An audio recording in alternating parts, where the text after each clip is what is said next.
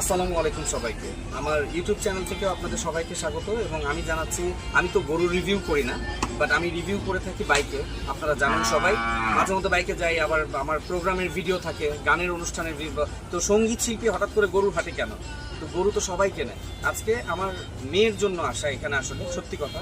আর শ্রদ্ধেয় ফারুক ভাই এবং গাবতলীর অন্যতম আকর্ষণ দুজনই, ফারুক ভাই এবং আবুল ভাই, যারা সবচাইতে কম মূল্যে গরু দিয়ে থাকে গাবতলীর হাটে, এবং তারা এক মনের মানুষ, এক কথার মানুষ।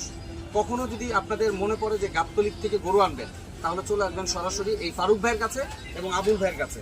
আর নাম্বারটা অবশ্যই আমি আপনাদেরকে ডেসক্রিপশন বক্সে দিয়ে দিব, যদি আপনাদের প্রয়োজন হয় তাহলে আমি বলবো। তো তারপরেও আপনাদের সুবিধার্থে নাম্বারটা একটু বলতে বলবো ফারুক ভাইকে। ফারুক ভাই একটু নাম্বারটা বলুন। আসসালামু আলাইকুম, আমার নাম ফারুক ভাই, গাবতলী হাটের ব্যাপারী, বরিশাল আমার হোম ডিস্ট্রিক্ট, পটুয়াখালী।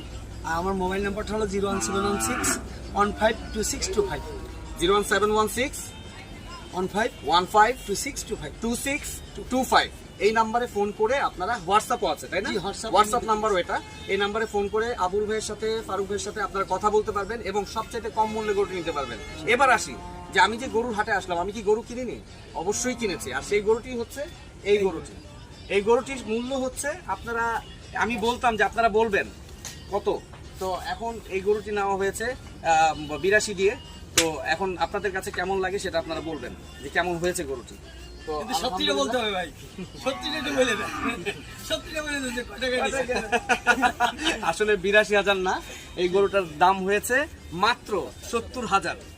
এটাই হচ্ছে ফারুক ভাই, যিনি আপনারা হয়তো বিশ্বাস করে ফেলেছিলেন যে 82,000, হ্যাঁ 82,000 ওকে। আসলে এটা সম্ভব একমাত্র ফারুক ভাইয়ের দ্বারা। তো ফারুক ভাই এটা আমাকে দিয়েছে আমার মেয়ের জন্য, শ্রদ্ধার জন্য, মানহা আমিন শ্রদ্ধার জন্য এই গরুটি দিয়েছে। আলহামদুলিল্লাহ, মাত্র 70,000 টাকায়। ধন্যবাদ সবাইকে। এবং গরু কিনতে হলে চলে আসবেন গাবতলীর হাটে, আর নিবেন ফারুক ভাইয়ের কাছ থেকে, আবুল ভাইয়ের কাছ থেকে। বাই, আল্লাহ হাফেজ, আসসালামু আলাইকুম, সবাইকে ঈদ মোবারক।